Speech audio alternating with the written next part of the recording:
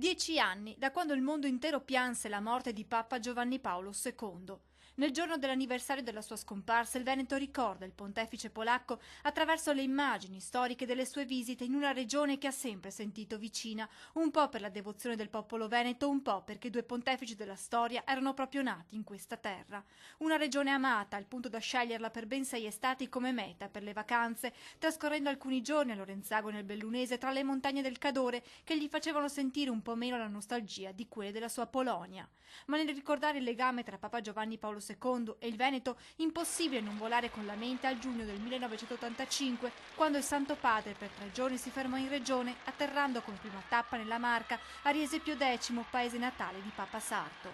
Saluto tutti voi, carissimi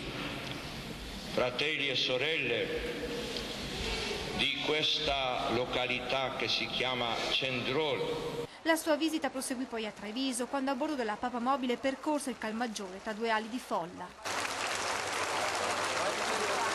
Papa Wojtyla tornò in Veneto anche nell'88, a Verona e nel 91 a Vicenza con il pellegrinaggio del santuario di Monteberico, ma la sua visita nella Marca resta ancora impressa nei ricordi di tutti e l'affetto dei trevigiani nei suoi confronti è sempre stato speciale. Esempio ne è il ritratto alto 2 metri realizzato dal pittore Cesare Benedetti, conosciuto come Benè, che donò la sua opera al Vaticano ricevendo i complimenti del Santo Padre, come ricordò la figlia di Benè, Gloria Benedetti Boschi. Ricordava i complimenti di Papa Giovanni Paolo II che gli diceva: mi hai fatto ancora più bello, non sono così bello come nel tuo ritratto. Un affetto che non si è spento nemmeno dopo la scomparsa di Papa Giovanni Paolo II, a dimostrazione di questo l'opera di un altro artista trevigiano, lo scultore Bagliana, che scolpì questo Vangelo all'interno del quale venne incastonata una piccola teca contenente il sangue di Papa Wojtyla.